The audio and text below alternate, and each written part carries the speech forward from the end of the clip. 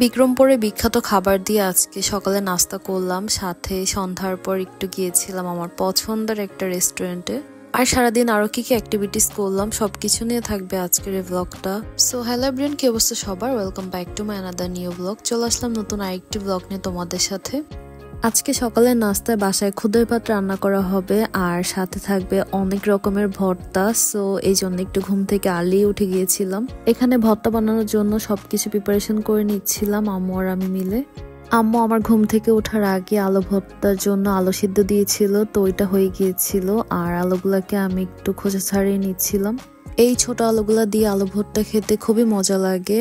আর পাশে হচ্ছে একটু চেক করতেছিলাম যে খুদের ভাতের কি অবস্থা। আমার শাশুড়ির হাতের খুদের ভাত আর হচ্ছে ভর্তা খুবই মজা। এটা তোমরা শুনতে শুনতে বিরক্ত হয়ে যাচ্ছ, বাট ট্রাস্ট মি, আম্মুর হাতের খুদের ভাত আসলে অনেক মজা। নর্মালি ভর্তা অনেকদিন পর পর বানানো হয়, তো একসাথে বেশি করে বানালে দেখা যায় খাওয়া যায় 2-3 দিন। এই জন্য একটু বেশি করেই বানাচ্ছিল আজকে। আমি একটা একটা করে সবকিছু ভেজে দিচ্ছিলাম আর আম্মু একটা একটা করে সব ভর্তাগুলো মেক করতেছিল।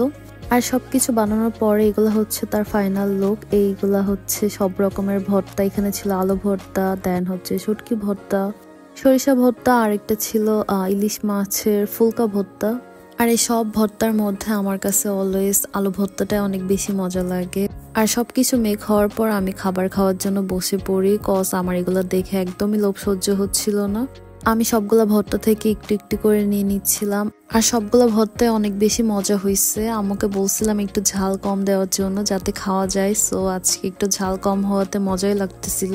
আর আজকে আমার হাজবেন্ডের অফ ডে ছিল, সে অনেকক্ষণ ঘুমাইছে, পরে সে লেট করে একা একা খাচ্ছিল। ভাবছি যে তাকে রেখে নাস্তা করে ফেলছি, তো চাটা তার সাথেই খাবো।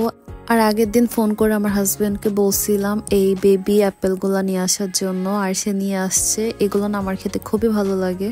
এগুলা সাইজ যেহেতু একটু ছোট অ্যান্ড ইজিলি শেষ করা যায়। আমার মা সবসময় বাসায় এই আপেলগুলাই নিয়ে আসতো, আর আমরা বেছে বেছে ছোট্ট লাল যে আপেলটা থাকতো ওইটা খাওয়ার জন্য পাগল হয়ে যেতাম। তো আজকেও বেছে বেছে ছোট্ট একটা বের করতেছিলাম। আর দুপুরে ভাবছিলাম যে তাকে কোনো একটা ভালো খাবার রান্না করে দেব, বাট রাতে আমাদের একটু বাইরে যাওয়ার প্ল্যান ছিল, ওইটা যদিও পরে ডিসমিস হয়ে গিয়েছে।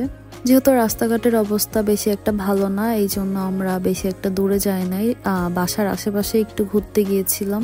তাই দুপুরের খাবারে তার জন্য শুধু মাছ ভাজিটাই করতেছিলাম। আর আমার হাজবেন্ডের এই মাছ ভাজি হলে আর কিছুই লাগে না, সেগুলো দিয়ে ভাত খেয়ে নিতে পারে। ভাবছিলাম বাইরে গিয়ে সুন্দর একটা প্লেসে ডিনার করব, বাট রাস্তার প্রবলেমের জন্য পরে এটা ডিসমিস করতে হয়েছে। দেন আমরা বাসার আশেপাশে আমার পছন্দের একটা জায়গায় গেলাম। ভার্সিটি থাকা অবস্থায় আমাদের ফ্রেন্ডের হ্যাং আউটের জায়গা ছিল এই খানাস, মানে এখানে অলওয়েজ আমাদের যাওয়া হতো। আর ভার্সিটি শেষ হওয়ার পরও আমরা খানাস বা কুদুসে এই দুইটাতেই বেশি টাইম স্পেন্ড করতাম। আর এখনো যখন মাথায় আসে যে বসুন্ধরার আশেপাশে কোথাও একটু বসবো, সো এখানকার কথাই মাথায় আসে। এখানকার খাবার দাবারও যেমন মজা, তার মধ্যে আড্ডা দেওয়ার মতো বেস্ট একটা জায়গা। আর আমরা যাওয়ার পরে আমাদের পছন্দের খাবারগুলোকে অর্ডার করি, মানে আজকে ক্রেভিং হচ্ছিল একটু বার্গার খাওয়ার জন্য, তাই আজকে বার্গার অর্ডার করেছিলাম। আর সাথে ছিল চিকেন টেন্ডার্স, আর সাথে তো আমার ফেভারিট কোল্ড কফি থাকবেই। আর আজকে ওদের এখান থেকে আমি একটা ডেজার্টও অর্ডার করি। আমি জানি না ওদের ডেজার্ট আসলে কেমন, আমার কখনোই খাওয়া হয় নাই।